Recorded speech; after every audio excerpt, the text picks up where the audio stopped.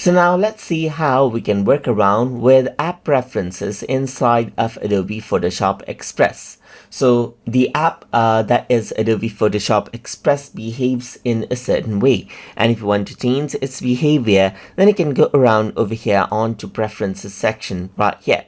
So over here you can see that it says to help improve our app and personalize your experience. This app sends Adobe information about your app to and crash data.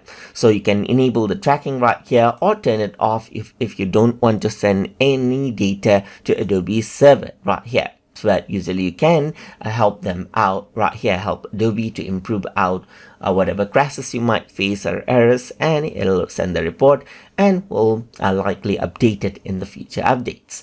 So apart from that, you can see that there's the share settings right here. So when we share our image, then the default resolution that we actually share with is original, but you can go around, choose 800 pixel or choose different pixel size as you want, or go for custom size right here just like this, and that particular pixel size will be used while actually sharing out images, while using image resize right here. But I'm going to go around and stick to original right here.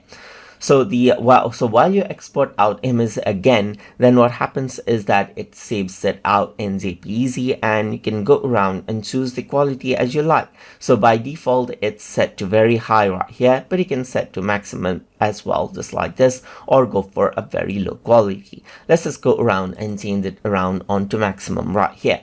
So this does change around the file size as well. So the lower the file size, the lesser the lower the quality, the lesser the file size, the more the quality, the higher the file size of the image, but you get less artifacts and so forth when you go for a higher quality.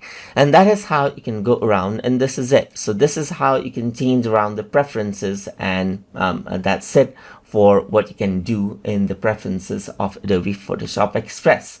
So I hope you guys learned something as always, and as always, please like, comment, share and subscribe.